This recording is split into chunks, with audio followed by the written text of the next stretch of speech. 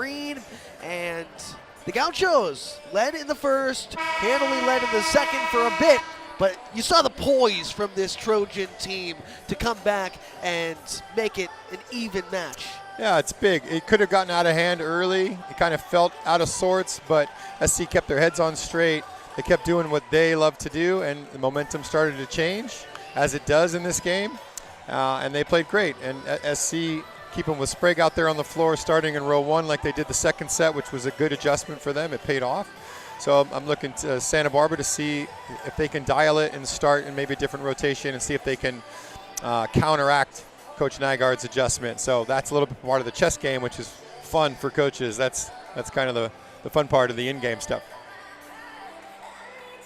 Paying attention moving forward, I've been impressed with Sprague, but that adjustment after a player like Nate Tennant's recent success, you know, I'm impressed with the decision. I'll tell you that much. Well, I am too, especially Sprague being a freshman. That's huge, and for him to come in and have enough confidence to do well is gigantic, and it says a lot for him and his future. So I'm impressed with him too, and it is a big decision by Nygaard to do it, not an easy one. And it makes sense. Sprague played with Dylan Klein at Loyola High School each last season, and the chemistry is already there when you play together in a school that becomes the runner-up in California for the championship. You know, you can see that these two players really know their style of play and how that works. So when you have your highest volume attacker and your setter who is running your offense, it makes sense that they came from a similar lineage and that they know how to work together. Yeah, there's no question that's a huge asset to be able to know each other that well. And those guys have competed together at the highest level on the high school and club level. So being out here together, they knew they wanted to come to school here together. So for them, this is what they do and they're used to it. So tough start by SC here. See if they can respond.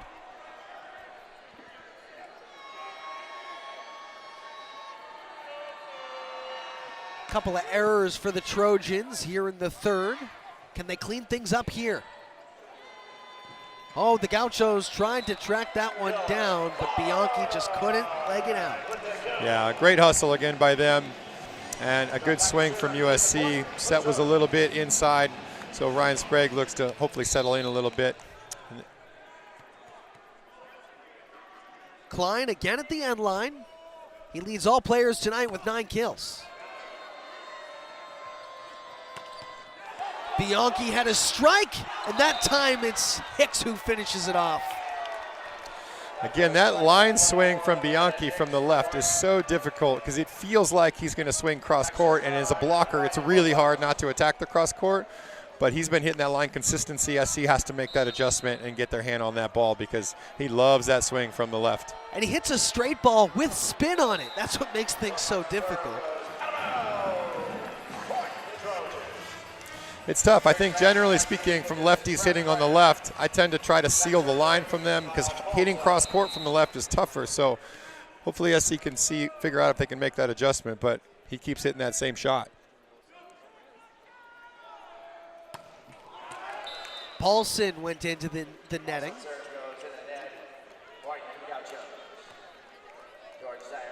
George Dyer checks back in for the USC Trojans. The starting libero for this Trojans team. Dyer, a senior out of San Clemente, and he comes from a volleyball lineage of his own. His father, Ian, played volleyball and basketball at Harvard, and he and his brother won silver at the 2021 USA Volleyball Men's Collegiate Beach Challenge. Not to mention, his other brother, Gabe, plays at UC San Diego, and these two teams met up earlier in the year when Gabe and George played against each other. You could see how they read each other on the court, and I spoke to their father, Ian, and he said, well, we were joking about it. The winner of today's game gets to choose where they go for dinner. But aside from that, you gotta appreciate how this USC team has so many players who come from long lines of athletic families. There's no doubt that makes a huge difference. The volleyball IQ thing runs in their family. They understand how to play the game. They see the game the right way, and you can see that by the way he plays libero. He's in the right spot so often. He's confident. It really, really says a lot. And you're right, it matters. Volleyball lineage matters. There's no doubt about it. So UC Santa Barbara has Bianchi at the controls. A long serve gives it back to USC. Yeah, just a little bit missed timing on his toss. He was on his way down. When he was attacking that, you always want to be hitting on your way up. Whether you're attacking at the net or attacking from the line, that's what you want to be doing, and he just mistimed his toss. In this set alone, it hasn't really been the Gauchos' offense, but necessarily, but it's been more USC's lack of that offense. 3 errors for the Trojans. Just have to clean things up, but it could be a totally different look here in the third. Gallus picks it up. Now the chance for Klein. There's the 3-man wall. That's tough. I guess you give that up again for USC because you have a guy that's willing to take that swing. Great effort on defense on both sides. Wouldn't be surprised to see more of Kevin Coburn. Coburn hitting at a .429 clip. That's a game high. He's got 7 kills this evening with 6 digs.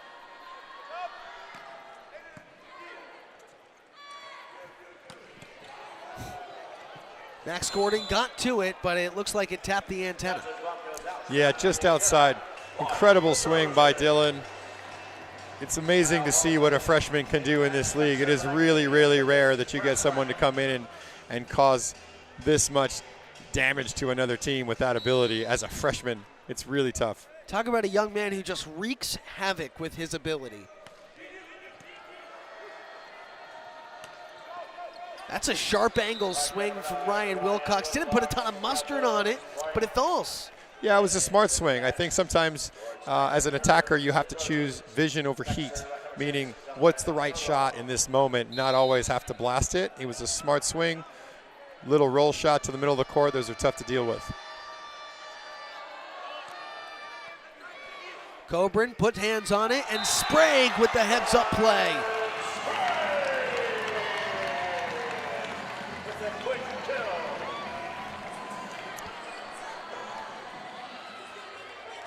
Just dropped it into the heart of things. Sprague was fired up after that one. Yeah, smart swing.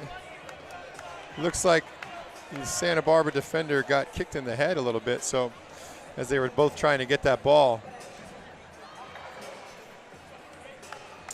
But a smart play by Sprague. That was a real simple dump. He didn't try to do too much with it. It was very deceptive, which is why that ball went down. Santa Barbara really was not expecting him to dump at all right there, so smart play by Ryan. Now Sprague at the end line. Bianchi with the sharp left-handed swing. No thank you.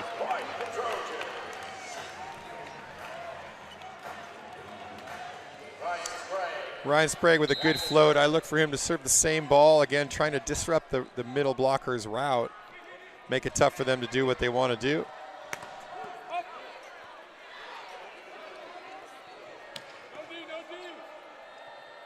Walmer left it for Chalmers, who just dumped it over the top. Now the counter from Gallus.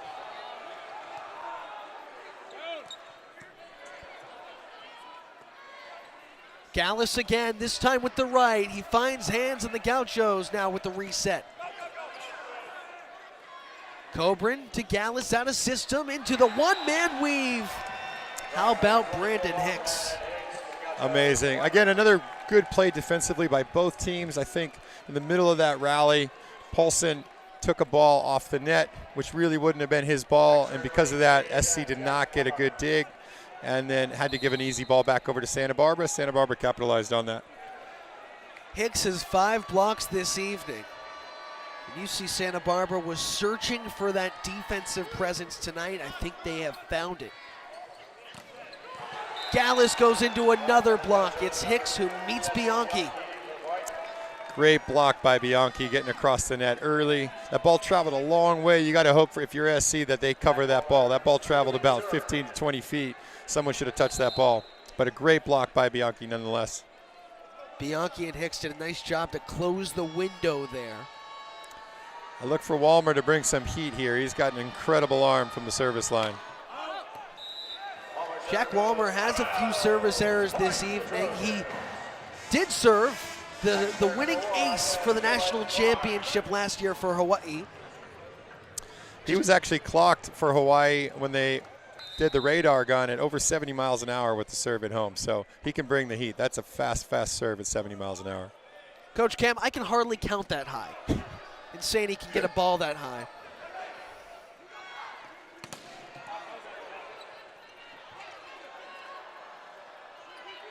Chalmers meets the three-man wall, and Cobra in the heads-up play, but it looks like the whistle goes against the Trojans. That was up ref Kem Boyd who made the call.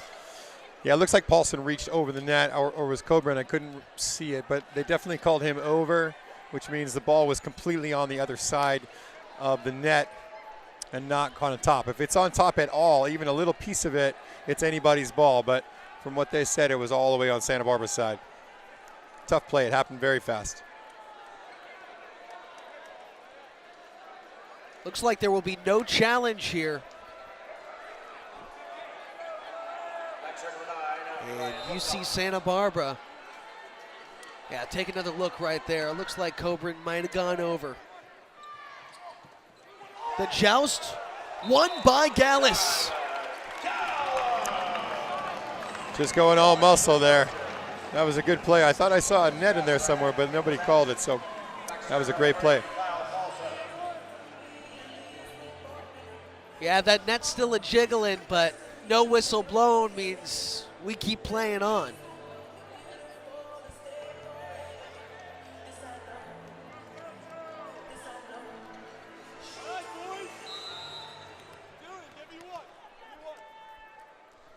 Kyle Paulson tonight, he's 3 for 5 on attack attempts. And Coburn tried to lay out for it. Again, I love what USC is trying to do. They know Santa Barbara loves to run the middle. Every time they get a float serve, they're trying to interrupt that route. Smart serving. Santa Barbara's making the adjustments, though, and still putting the ball away on the outside. So great play. Smart defense by USC and a great play by Santa Barbara. That'll bring Brandon Hicks to the end line. Hicks, the senior for UCSB back in 2019. He was a Big West Conference all-freshman team selection.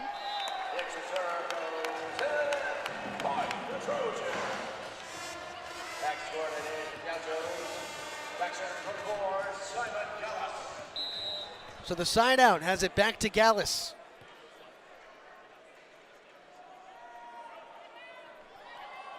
Gallus lets it go on the float. Gallus laid out for it. Now a chance for Coburn, who tools it out. Just a smart swing by Coburn, knowing that he's probably not going to be able to bring a lot of heat, chopping the ball off the block. Really smart veteran swing right there. Coburn with his 8th kill of the evening to go along with 9 digs. Closing in on the double-double.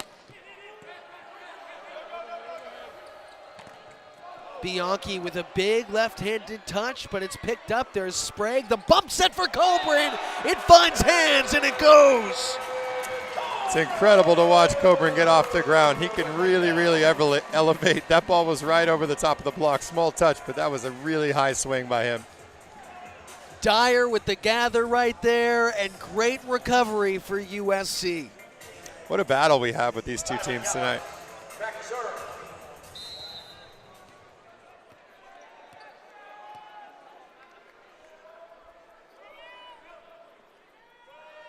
So the official attendance tonight, 1,508 people in the house watching these two powerhouse programs duke it out. That's the home opener record. In the history of this program, you can feel the buzz for USC, who is on a 4-0 tear over the Gauchos and has retaken the lead in this 3rd set of action. Max Kelton alongside Coach Cam Green here in Galen Center. And this is a fun atmosphere, electric if you will. I think this program and this school in general, they missed all the fans coming back after a couple of COVID years. This is what this program has come to expect. Yeah, I think the fans love that SC is back, so to speak. I think they're excited to be in this building and watch high-level volleyball. It definitely is energetic in here. And if you look around, I'm looking around at some of the faces I see in here as volleyball legends everywhere. So from the lineage in the players to just fans, I saw Tim Hovland walking around, USC legend. I see Chris Geeter McGee across the way, the Lakers Spectrum host. So there's tons of fans here and tons of volleyball legends in the building tonight. So the energy is definitely electric.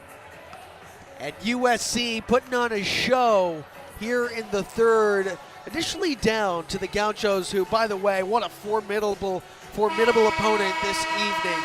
But the Trojans able to take the second, and now up by 1 in the midst of a 4-0 run here in the third set. And Coach, when you talk about set number 3 after you split the first couple, how much does this momentum in the third carry your weight into the 4th and 5th?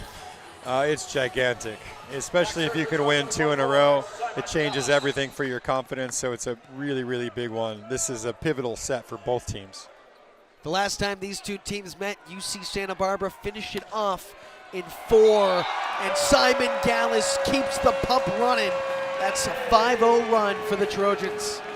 Huge serve out of a timeout, which is not easy to do.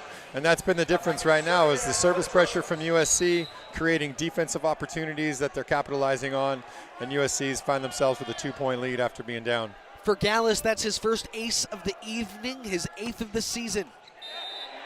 And he has another. Got to hit him with the repeat. Great serve. Tons of heat on the back line. That's a tough ball to deal with. Simon Gallus, the AVCA All-American second team selection out of Buell, Germany. That's right between the Rhine River and the Black Forest out there. It's known for its plums, believe it or not.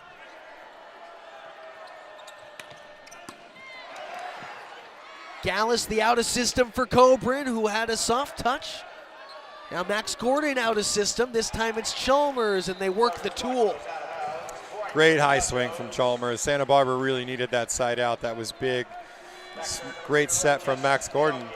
See what Santa Barbara can do to respond here. Max Gordon has showed his versatility today. He's split a lot of time with Jaden Glenn this season, but we haven't seen much of Glenn at the libero spot. Sprague for Gallus from the 10-foot line. That's high and out. Glenn played against UCLA in their loss at UCLA not too long ago, so I think they have a pretty good competition for libero right now, but Max is doing a great job. You can see why he's out there. He deserves to be out there. Well, I spoke to head coach Rick McLaughlin about that competition. He said, boy, is it close. And the only thing that Max Gordon has on Jaden Glenn is the playing time. Max played a lot last year. He's a Big West Conference all-freshman team member, and that's the reason why he's gotten more playing time this season. But they have to be able to rotate Jaden Glenn in to try and meet those two in the middle. Funny part about Max is he started his volleyball career as a middle blocker. When he was 14 years old, he was taller than everybody else, and then he just didn't grow again, turned into a libero, and it's really cool to watch him out here competing.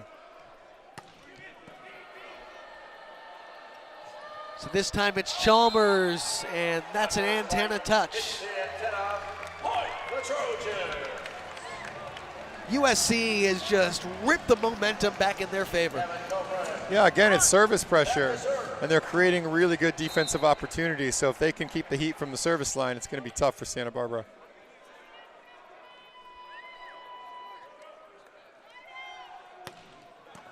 There was Gordon, who bumps it high. Walmer looks for Chalmers, and that's soared out. Nice tool. Great high swing from the outside. That's how you kill the ball in this league. Santa Barbara's still right there, though. At any minute, this thing can change. SC's got to stay on it. Believe it or not, the Gauchos are hitting more efficiently than SC in this third set alone. Coburn makes a swing at it. That over ball picked up by Gordon. Here's Walmer, who leaves it for Bianchi into the block. Dylan Klein sends it home. Wow, what an incredible block. Just taking a look at how far across the net Dylan gets in this play. reaching way into the angle, understanding what the situation was and what his options were as an attacker. Staying way inside and reaching that right hand in there and shutting it down was an incredible block. Klein with his third of the day, and just great recognition to move his hand to where that ball is. That's a tough play. This time it affects Bianchi's next attack, so that's the effect that Dylan Klein has on the defensive side of the ball. Yeah, I was surprised he chose to go angle again on that swing after getting blocked angle. Most of the time when an attacker gets blocked one way, you can bet the next time they're going back to a different shot. He chose to stick with the angle and just tried to force it because he knew he got blocked last time. He tried to make it sharper, didn't go well. More on set 3 when we continue.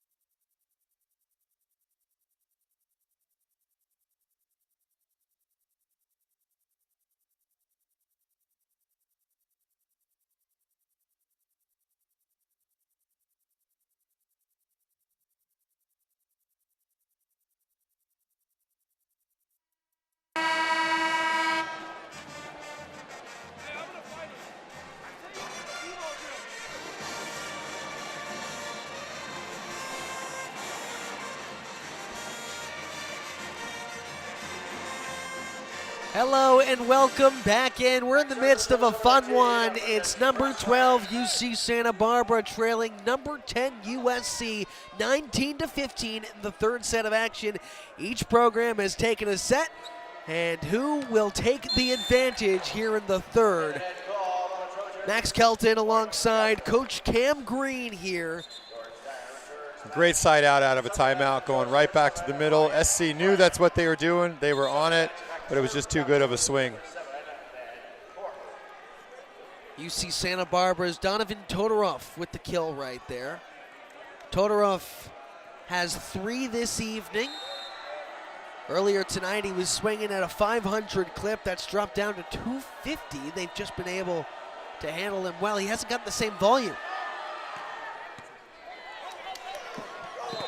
And when you see Simon Gallus barrel into you, you get out of his way. I was getting ready to duck here. He was coming in hot. Gallus at 6'8". I want no part of that. He's a big boy. Quick timeout from Nygaard here. I think that was a good call. You don't want to let the other team get too close. You don't want to let them tie the game. So I'm not surprised to see Coach Nygaard call this timeout. I think that was a smart move. That's the first service ace of the evening for UC Santa Barbara as Ben Court drew it up well and dropped it in. Again, I can't tell you how impressed I am with anybody that can come off the bench and hit a jump serve like that. It's really, really difficult to do. No matter how much you try to stay warm on the bench, you really can't duplicate it, and you can't predict the type of adrenaline you're going to have when you get in there because it's just different. So it says a lot for Ben Court mentally, you know, and it's such a value to have someone that can come in and do that because it's really, really tough, and you need that as a team. You need someone that can come in and score, and then you can trust late in games to come in and hit a tough serve. So really, really impressed with Ben Court.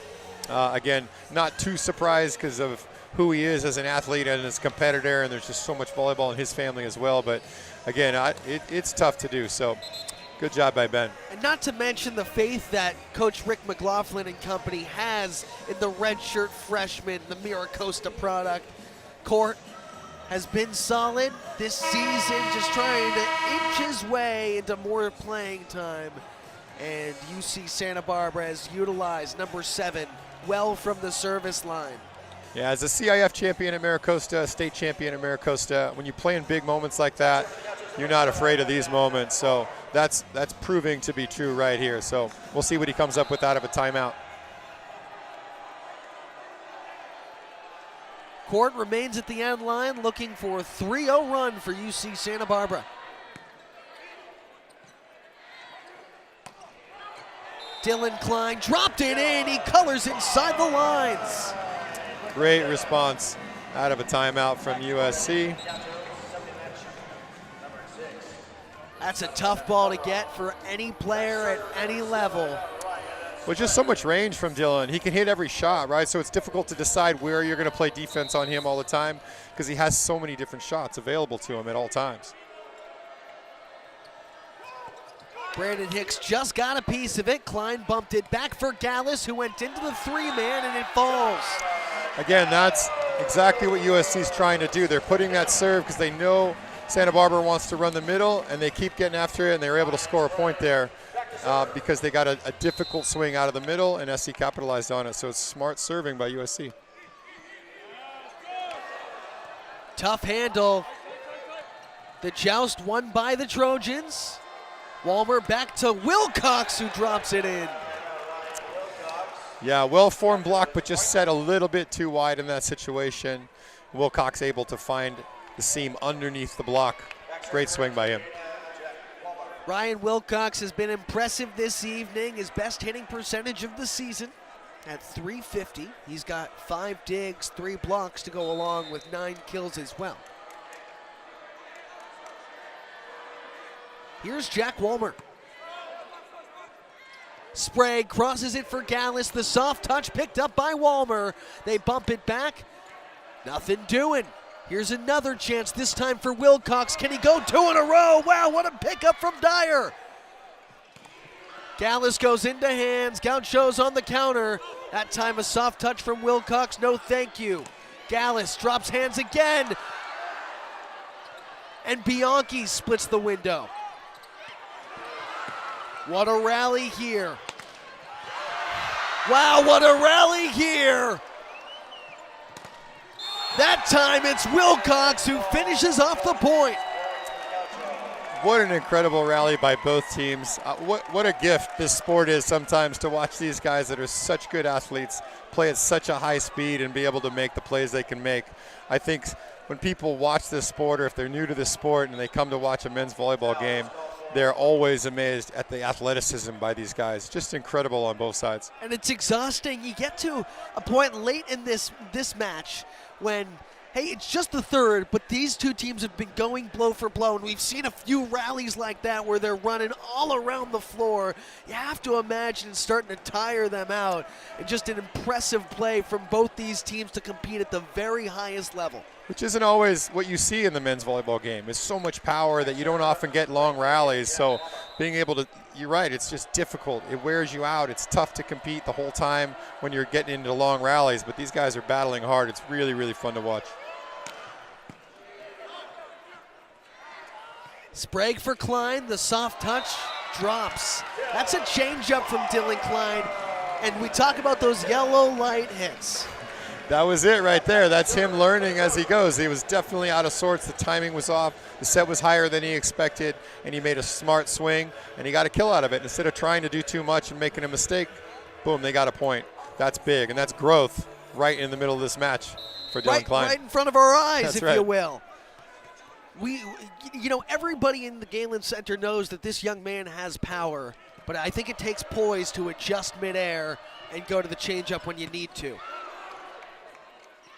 George Dyer looks for Gallus out of system, and Gallus with the finish.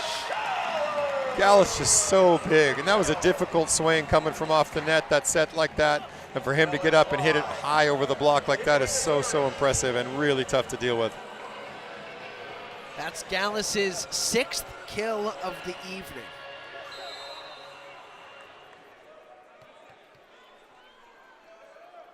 Trojans looking to go up by 2 sets. Or up by a set, I should say. Walmer, another chance for Bianchi.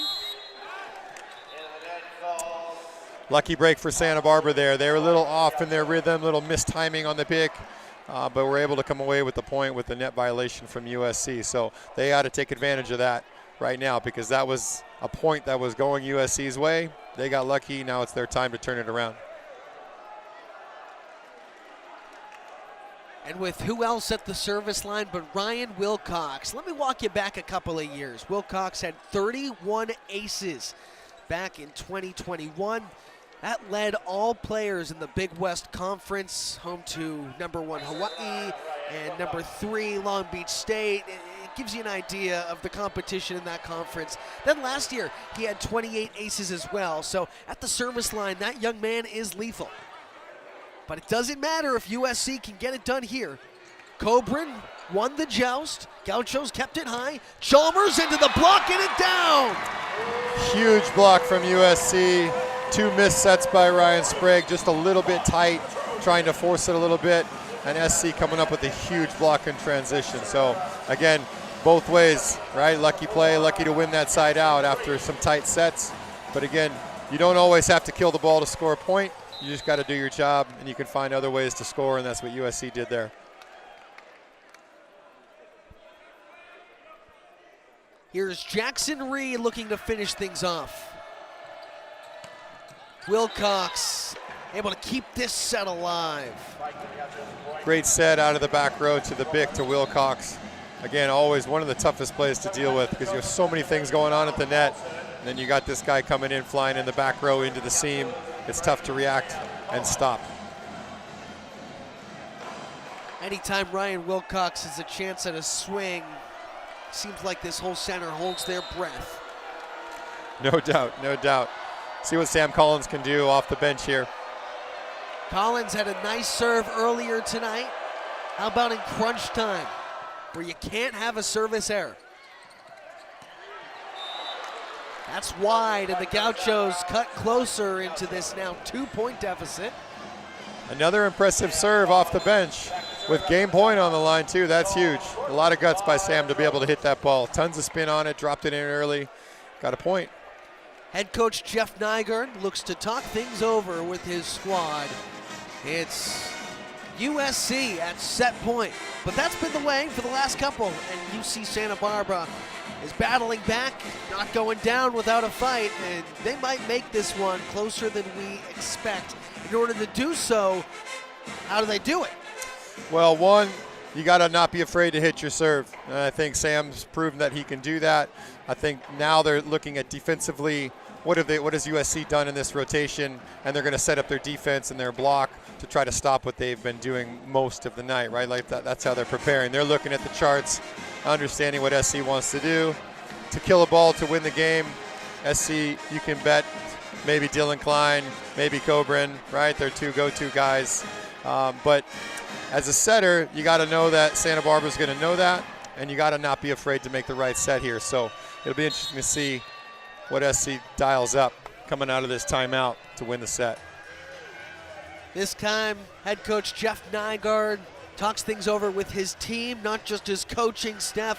Ryan Sprague has been a difference maker. Immediately when he checked in today, this team saw a new bounce of life, and that's nothing against Nate Tennant, who is a terrific talent in his own right, but there was just no tape on Ryan Sprague, which makes it so much more difficult for the Gauchos to game plan for that center. 100%. A lot of times the defense is set up based on what the setter sets, where he is on the court, and what they like to do, and if there's no tape, you can't figure it out. George Dyer left it for Sprague. Freshman finishes! That's a good example of being able to set the right set. You know, they're looking for their big hitters on the pins. Sprague goes to the middle of the